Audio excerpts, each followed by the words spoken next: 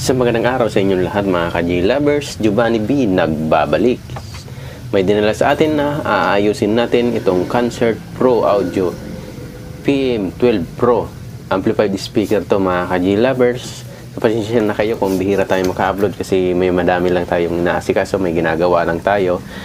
So problema ng unit na to, so hindi siya natunog. So testingin natin. Yan, power on, antayin natin mag-read.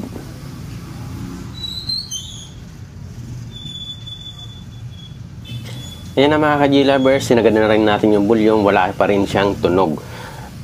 So tingnan na rin natin yung internal volume nito para sa player na to. So nakasagad na rin yan, no? Volume 30. Wala pa rin siyang tunog. So ating aalamin kung bakit ganito to siya. So bigla na lang itong nawala ng sound. So tara.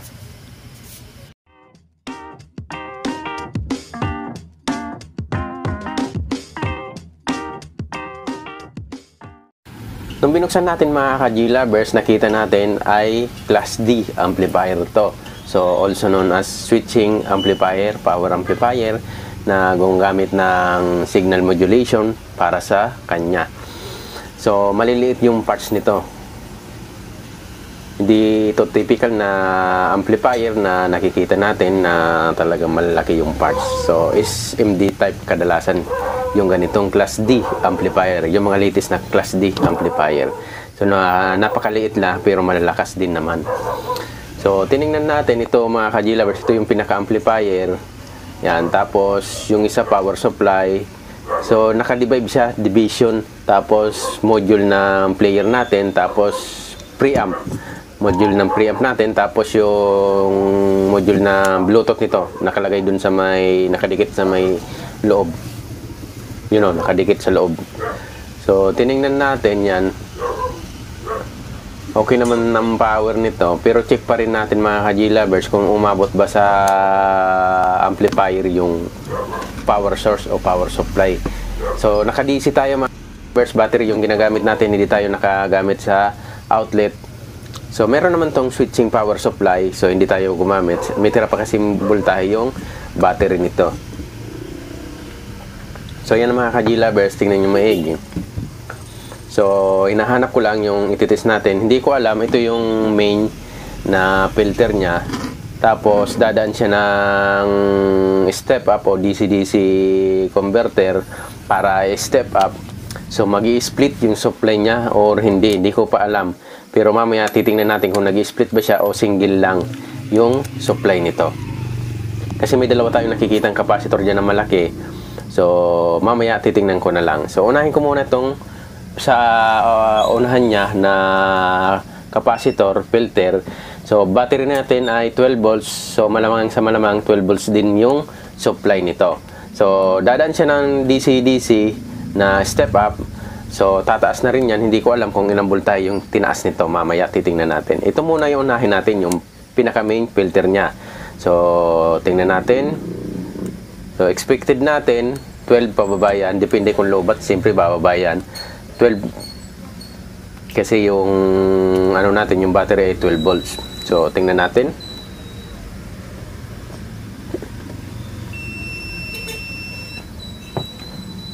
So, wait lang mga ka-G lovers. Ayan, nagmamalfunction yung multimeter natin. So, okay. Naka-auto na to. Yan, okay. Yan, nalipat kasi. Nung pag-test natin, meron tayong 12.2. So, ibig sabihin, nadalo yung supply dito sa filter na to. Tapos, sumunod nito, dadaanan niya yung sinasabi ko nga, step up DC-DC converter natin. So, boost yan, boost converter, pataas yan. So, tinatawag din natin na inverter. So, mga ganyan. Pero DC-DC siya. So, hindi siya DC to AC. So, tanggalin natin tong connection muna ng speaker. Yan. Kasi titingnan natin kung good ba yung speaker. Malay mo, sira naman pala yung speaker. Kaya hindi tumutunog. So, titingnan natin.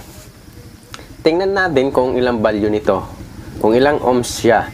Pag wala tayong nakikitang ohms, nag-OL, o wala talaga siya nakikita, nasusukat tayo, ibig sabihin open yung speaker na to, problema speaker lang. So, pero pag may na-detect tayong value nito, 4 ohms, 3 ohms, so kadalasan mga ganyan, kasi class dito, mga 3 ohms, 4 ohms, mga ganyan, 3.4, 3.5 ohms. So, ibig sabihin, okay yung speaker, walang problema yung speaker natin. Good. So, balik na lang natin, or pwede natin tanggalin na lang muna siguro to, mamaya, kasi para makabuelo tayo sa pag-troubleshoot. Pero ngayon, troubleshoot muna tayo na nakakabit yun kasi mag-audio test ako. So, titingnan natin, tatanggalin natin itong mga connection. Hindi ko pa alam kung ano dyan connection ng papuntang tone control. Yung isa dyan sa player. Tapos yung isa dyan, hindi ko alam kung para saan yan kasi hindi ko pa ina-analyze. So, makikita nyo naman, susuyurin nyo lang yung wire kung saan siya papunta. Tapos ito, may malaking capacitor, resistor pala, mga nasa 5 watts, hindi ko masyado matansya, parang nasa ganyan, nasa 5 watts to. So, tingnan natin kung may voltage din ba siya. So, tingnan muna natin yung ohms niya. Meron tayong 1.6 ohms. So,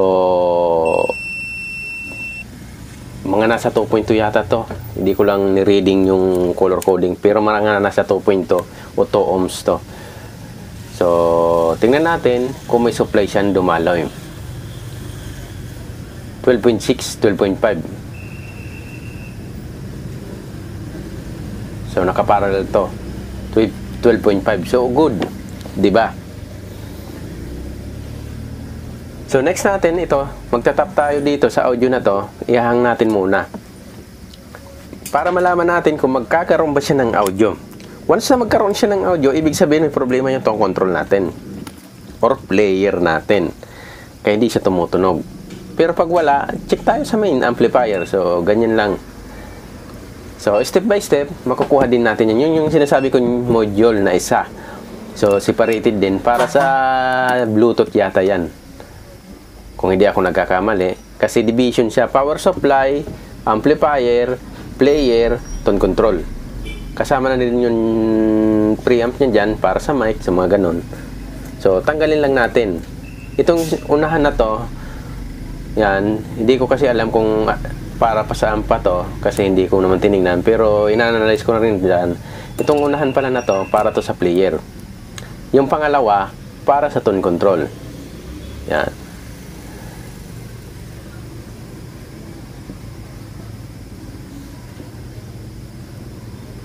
Tapos yung pangatlo, nakalimutan kung para saan yan. So, 3 wire lang yung pangatlo. Basta itong pangalawa na to, para to sa tone control. Tinanggal ko siya para mag-audio test tayo.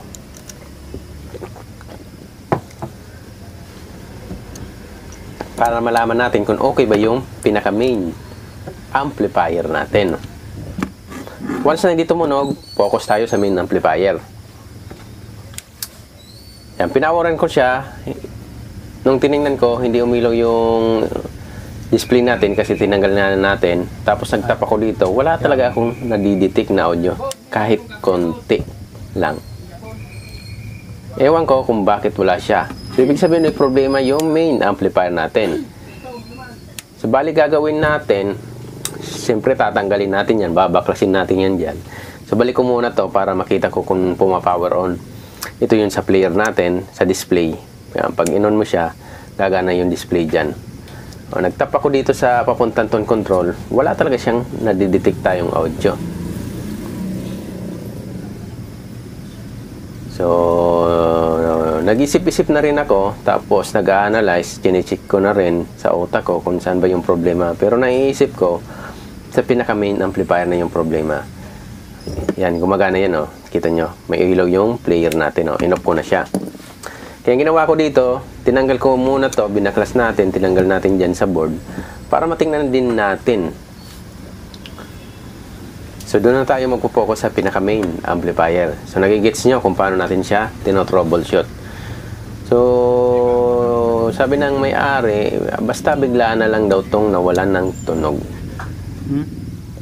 Ginagamit kasi ito sa organization. So, alam ko mahal yung amplified speaker na to. So, organization. So, ibig sabihin, hati-hati sila ng gasto para makabili nito. So, ginagamit nila to pag nagmi-meeting sila. So, ito, binaklas na natin. Inalisan natin ang tornilyo para makabelo tayo sa pag-check sa main amplifier. So, sana naiintindihan nyo yung sinasabi ko, lalo-lalo sa mga baguhan. Kasi yung professional, kabisado na to. Walang problema yan. Kahit i-skip na yung video na to, kabisado na nila to. Ito na, binaklas na natin. Ito lang yung pinaka-board niya. Nandan niya yung power supply natin na DC-DC para sa step up. So, nandiyan na rin yung amplifier sa ganyan na kaliit na board. So, tinanggal natin tong heatsink. Medyo natagalan pa ako dito kasi hinahanap ko kung saan pa yung tornilyo. Yung pala, yung isa lang dyan na tornilyo. So, medyo nahirapan tayo. Pero tinanggal ko pa rin yan. Nakuha ko pa rin yan. So, papromote muna ng aking channel. Kung bago pala kayo sa ating channel, please subscribe and pa-hit ng notification bell para updated kayo sa bawat ina-upload ko na video. Kung sa FB page so napapanood, pa-follow, pa-share, pa-like na rin ng video na to. So, maraming salamat. So, pa-share na rin pa-like, tapos pa-follow sa akin para tuloy-tuloy yung paggawa natin ng video. So, maraming salamat sa inyong lahat. So, yan o, pinipursa ko. Oh, hindi ko alam. Ito pala yung isang tornilyo. Akala ko nandito yung tornilyo sa loob. Hindi ko nagigets. So, minsan talaga, nagiging tanga rin tayo minsan.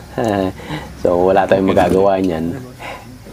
So, inisip-isip ko, hinanap ko. Yan, hindi ko nga talaga mahanap-hanap. Sa totoo lang talaga mga ka-G-lovers. Nalito din ako kung paano ko ito hanggang to.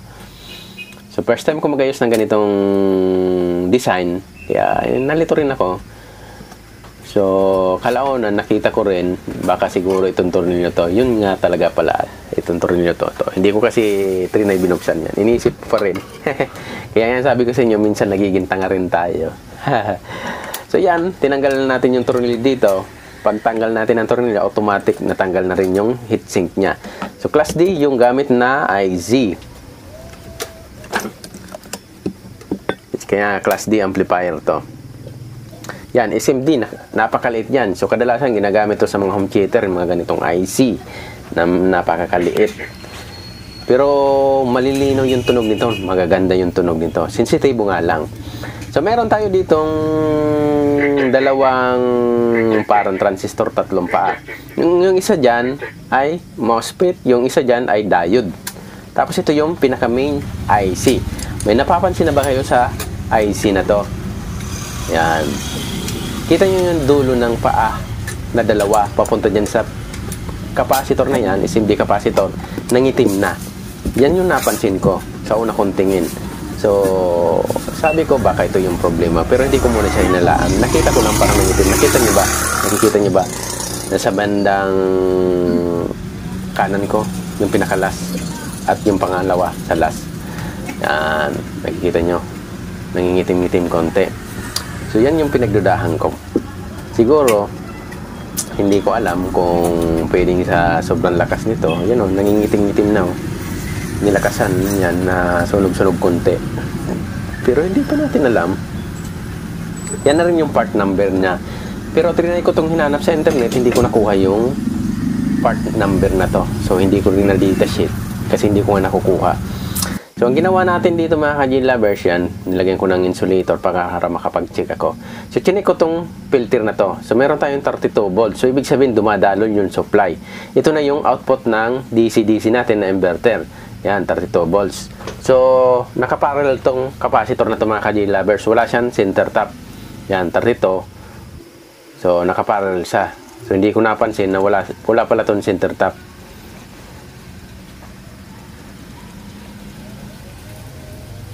Yan, 32 volts.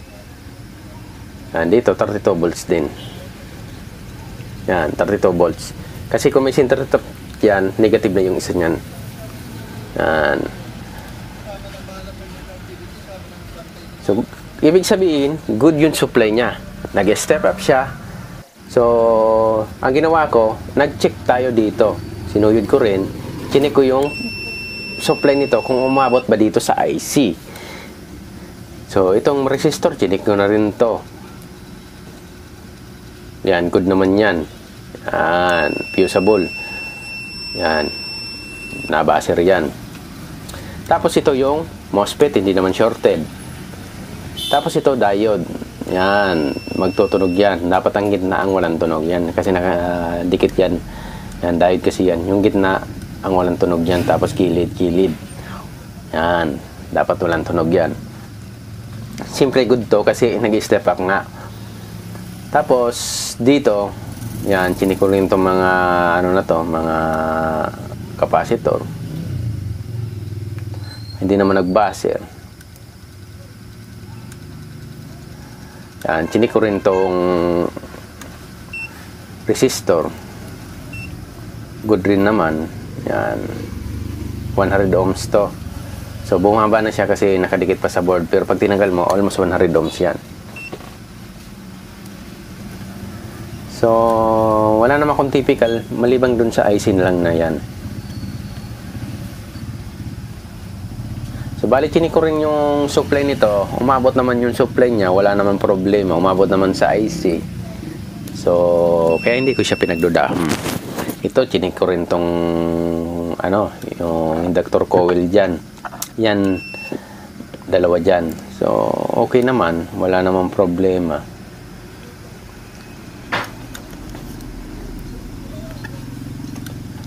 So, yan, tingnan nyo maigi. Pasensya na kayo kasi magalaw yung camera natin kasi hawak ko yung camera o yung cellphone natin sa isang kamay ko. Yan, good yung inductor coil. Kasi hindi kasi yung holder ko dito. Tumatama dun sa box. Kaya, hinawakan ko na lang ng kamay ko. Yan, chinerek ko. Okay naman yung dalawang inductor coil dito. Wala namang problema.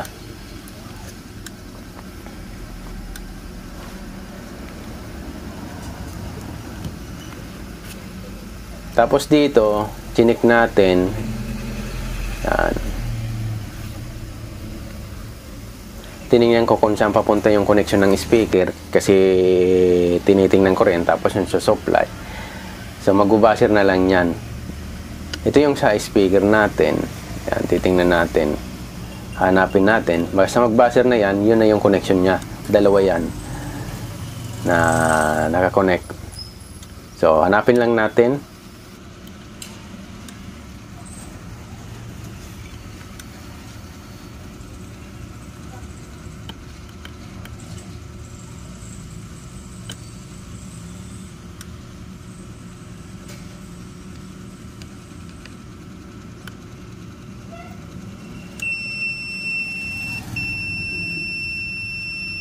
So yan ang sinasabi ko sa inyo, umabot naman papuntang speaker sa IC niya. Kaya ibig sabihin good yung connection.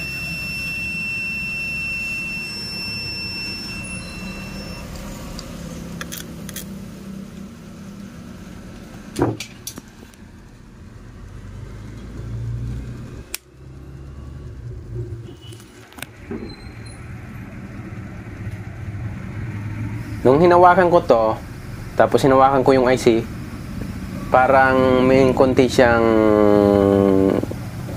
parang maligam-gam lang, konting init. Ibig sabihin good, gumagana yung IC. Tapos nag-tap ako dun sa, niya, parang may narinig akong konting lagatok o parang tak sa speaker. Ibig sabihin, parang buhay, sabi ko yung IC nito. Kaya, yun ang napansin ko. So, kinabit ko yung speaker. Diyan tingnan nyo. Kinabit natin yung speaker dyan. Tapos, trinay ko siyang hinawakan dyan sa drive ng IC na yan, yung mga biasing yan, yung mga kasama niyang parts para sa IC na yan. So, dito, hinawak-hawakan ko, may napapansin akong parang lagatok siya ng konti. Yan, napapansin ko, konti lang, parang lagatak lang, tak. Parang ganyan. So, naisip ko, parang good yung IC nito ha. Duda ko, parang nakaangat lang yung mga paa ng IC na to kasi wala tayong magnifying. So, sinom ko na rin, parang hindi ko nakikita na parang nakaangat. Pero, trinay ko pa rin siyang i-hot air. So, tinap-tap ko pa rin nga dyan nyo. May naririnig ako ng konti. Konti lang, parang lagatak lang. Hindi nyo lang napapansin dyan kasi mahina nga lang. May naririnig lang ako tak. Kaya nabuhayan tayo ng loob na parang buhay yung IC niya. Saka warm yung IC niya ng kaunti. So ibig sabihin dumadalo yung supply parang gumagana rin siya. So, hindi lang talagang buo yung audio. Talagang hindi lang buo. So, ang ginawa natin dito mga ka-J-Lovers, nireheat natin yan. So, yan, inisese ko pa nga yan dyan, no? Tapos, umabot pa ako dun sa tone control. Kahit dun sa tone control, pag tinap ko siya, parang may lagatak lang na sinasabi ko nga sa inyo. Yan, parang tok, tok, yan, papuntang control, tone control to. Yan, may naririnig akong tok, tok na konti. Kaya sabi ko, parang buhay yung ano na to, yung IC na to. So, ang ginawa natin dito mga ka-J-Lovers ay hinat-air ko to. Yan, hinat-air natin yung IC. Yung pinagdudahan ko sa inyo, yung dalawang paa sa dulo. Yun ang problema na naiisip ko. Baka nasunog yung hindi na kumapit. So, ginawa natin dito, yan, kinabit ko siya. Pinaweron ko siya.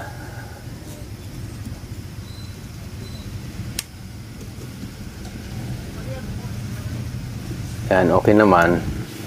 Tapos pag play natin, napansin ko parang tumunog siya. Yan, tumunog siya. Kaya lang namamatay pag nilalakasan.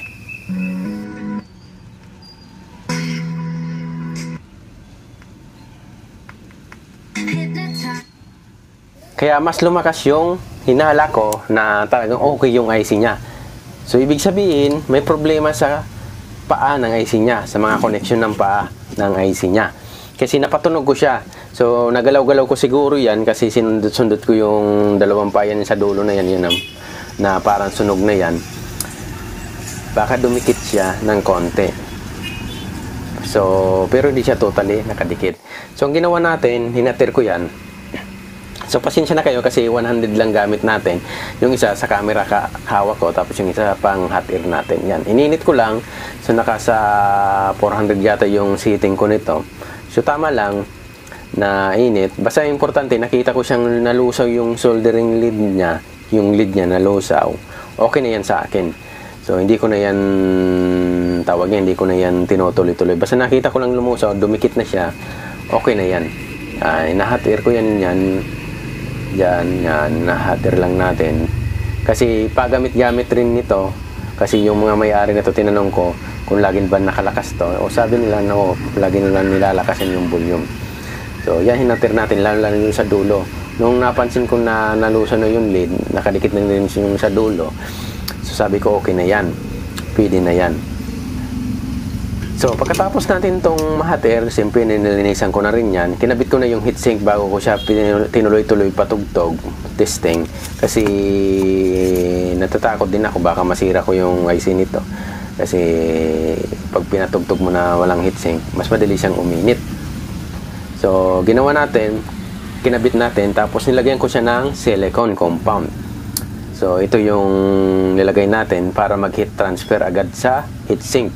So, wala akong yung parang magandang klase na silicone compound. So, ito na lang yung typical na ginagamit lang natin sa mga transistor. Ito na lang yung ginamit ko.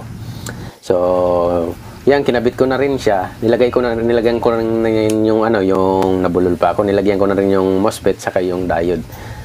So, nung tinisting natin, hindi na siya namamatay. Tuloy-tuloy na siya. So, okay na to mga ka-J-Lovers. Very much. Sana meron naman kayo natutunan sa ating tutorial. Thank you sa lagi niyong pagsubaybay sa ating channel. So, patugtugin natin to. Tingnan natin yung buong tunog nito. Sabi ko sa inyo, napakaganda yung tunog nito mga ka-J-Lovers. Tapusin natin yung tunog na to kung hindi siya namamatay. Pero, pinatugtog ko siya. Okay naman, hindi naman siya namamatay. Okay na siya. Maganda yung tunog, talagang swabe. Masasabi ko sa inyo, swabe. Napakaganda. At ang lakas pa rin. Hindi ko pa nga tinodo yung volume niyan. Basta napakalakas yung tunog nito. Maganda. Malinaw. Ika nga, malinaw.